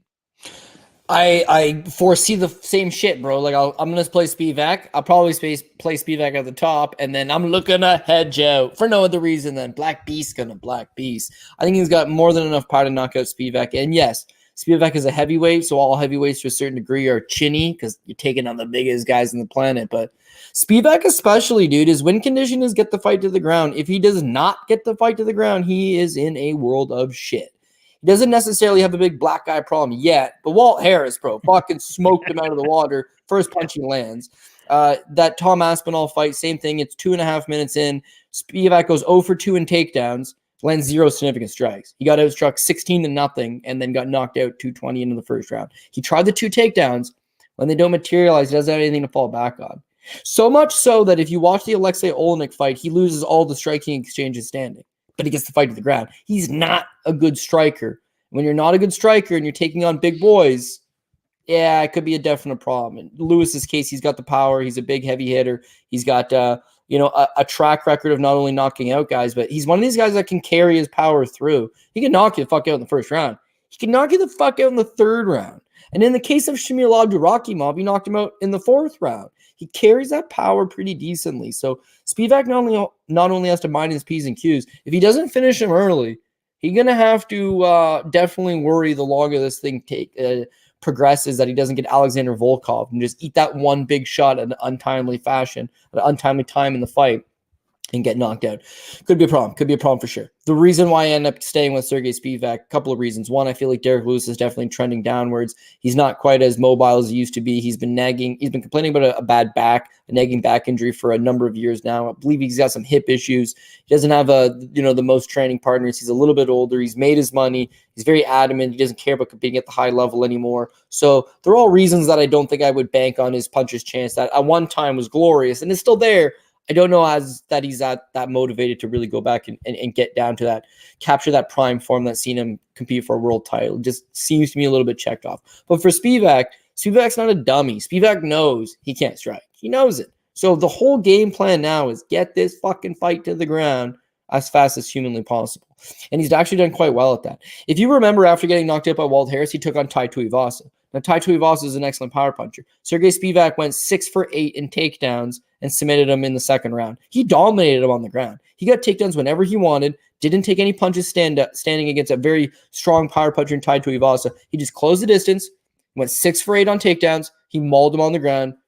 Nice, clear victory. Him versus Jared Vandera, 3 for 3 on takedowns. Him versus Greg Hardy, 3 for 4 on takedowns. Him versus Augusto Sakai, 6 for 8 on takedowns. He shoots lots of takedowns. He's got high success rate with them, high percentages with them. So he realizes the game. I don't want to stand with Tai Tuivasa. He's a power puncher. I don't want to stand with Greg Hardy. He's a power puncher. I don't want to stand with Augusto Sakai. Not as much of a power puncher, but all the same, his win condition is probably clip me and knock me out. He's really good at closing the distance, getting a hold of his opponent, and peeling to him the ground. So yeah, he could get knocked out, no doubt about it. It seems to me like more likely than not, he probably gets a hold of Derek Lewis, outside trips him to the ground, gets on top, establishes beautiful top control. Spivac on top is a problem. If Lewis powers his way back up, which he's been known to do, I think Spivac stays right up on him up against the cage, takes him right back down, and then all of a sudden you're going to see Lewis start to deplete. You're going to see Lewis start to get tired. You're going to see Lewis accept positions. And as soon as he accepts that position on the ground, I feel like that's when Spivac's going to take over. So low-key, I actually went with the Spivac by submission prop. He's got a nasty submission game. Again, he does his best work on top, tires opponent out. Not big on TKOs, but sort of just, work away until that submission eventually opens itself up. And then he's got good head and arm chokes. He's got a good rear naked choke. He likes to attack specifically the chokes. But with Derek Lewis, it's like he's panicked in these situations many of times and giving up the chokes. Sure, his losses show mostly by TKO. In fact, he hasn't been submitted since Daniel Cormier way back in the day. But if you remember that fight, Cormier just slinks an arm on his chin and Lewis just taps immediately. Doesn't want to be there. Doesn't like getting wrestled. Doesn't like getting submitted. But the UFC's smart, so they give him Blagoy Ivanov, a banger. Ilir Latifi was a shit fight, but it's like he doesn't really do anything, I guess. Curtis Blades, Cyril Gahn, Chris Daukaus, Kai Tuivasa, Sergey Pavlovich. They've given him these exciting, mostly stand-up guys. They haven't given him a pure takedown artist and a pure grappler in quite some time. But I feel like Spivac will show you the reason why the UFC doesn't match him up with these guys. He gets taken down, he gets submitted. He's not exactly the most entertaining guy. They want to give him high profile, go out there and entertain the crowd type fights. Him fighting off his back and trying to get out of chokes, not him at his best. And that's what he's getting versus Sergey Spivac. So I plan on hedging out because I get that same gut feeling where it's like, I get main events wrong all the time, and you feel good about it, and you feel good about it, and then it's just like, oh damn, dude, it was a heavyweight. Why would you put a heavyweight on your top ticket? Women's MMA. Why would you put women's MMA on the top ticket? They're very unpredictable weight categories, right? They're unpredictable fights. When you get Derek Lewis, how many times has he cashed in as a plus money underdog with a Hail Mary KO? Tons of times, right? I can't overlook that aspect. I can't overlook that possibility, but I got to go with the probability and what's most likely to happen. And what's most likely to happen is Lewis can't grapple, man. He really can't. Spivac's going to expose that issue in his game. Yeah, that's always been the big issue for Lewis, is just dealing with guys that are way more skilled than him and then can avoid that big power of him. And Sergey Spivak absolutely has that in the bag here. And I love that plus 300 submission play as well, because you know, he to really get Lewis out of there, he's probably going to have to put him out cold. He has a mean arm triangle choke, as Tai Tuivasa obviously found a couple fights back, but I think that he could potentially get it done here. But that gut feeling, I'm not going to overlook it this time. I overlooked it when he fought Curtis Blades. I'm not overlooking it this time. Plus 200 Lewis by KO. Like I said, a little bit of dissension amongst the last two fights for us here, Cody. So all in all, I think 5 fights that were kind of 5 of 12. Yeah, damn, so, shit is going down. Yeah, this is a great time for the All-Star to release that prop that they used to have. It's like, who's gonna get more picks right? Let me see if I can hook that up, and if I do, I'll be sure to tweet it out, and hopefully we can get some action on that. All right, to wrap this bad boy up, let's go over the 3 best prop bets that me and Cody have. I'll kick it off as I usually do. First one up, I'm going to go with Charles Johnson by decision, plus 150. I think he outworks Jalgas on the feet. I think he stops his clinch positions and takedowns and just, you know, beats him with speed, movement, and his superior boxing and striking game. So I think we'll see Johnson outstrike him over 15 minutes. Take home that decision victory, plus 150. Sign me up. Next up, I'm going to go Cortez Acosta by decision, plus 550. I think he has the overall better game here. I think he'll have to land some takedowns, utilize his size a little bit here against a guy like Chase Sherman. He can stay competitive enough in the striking, but I think for him to do his best work, he's going to have to get that clinch and wrestling game going to get his hand raised. And I think once this hits the judges' scorecards, that plus 550 is going to look mighty nice. And then lastly, I'm going to go with Lewis by KO, plus 200. Not many props that I very much like on this card. I mean, I probably could have thrown in that Demopolis by submission prop as well at plus 300, but I ultimately stuck with my gut here. I'm going Lewis via knockout plus 200. Cody, what do you got? Yeah, I always go big plus money, but now we're going to take the safe play. Just a little safe play. Just to bump up the bankroll, and then we'll take our big plus money plays. But Jack Maddalena Della by TKO. I think this is a good line, minus 175. I see you putting the pressure on Danny Roberts. To get greedy, maybe you chase that under 1.5, but I think this is the safe route. Get it done inside the distance, more preferably by TKO. Plus minus 175. Now we got straight dissension up in this bitch. You got Cortez Acosta by decision. I went the other way. I had to go with Sherman by decision. We got Spivac here first. He's got the Lewis by KO.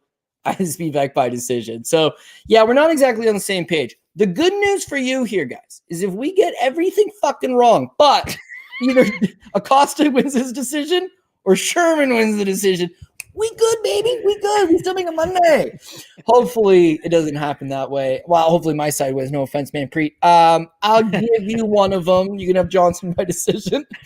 But all the same. Listen, I think both of us are looking at this more from a value standpoint, right? Is this by far your best lock? No, take one of these minus 200s. Take this fight goes the distance and in one of these other fights that we talked about. If you want to chase that, what looks like that big value, he's not wrong. This is a heavyweight fight that looks greenlit to go to decision. People automatically assume heavyweights, quick finish, big power punching. Both guys have a tendency to go 15 minutes. They have a tendency to land those big strikes in high volume, but not necessarily get the knockout. So it doesn't matter what side you're on. The value is on that fighter by decision. He went Waldo, and you're seeing huge fucking value, plus 550.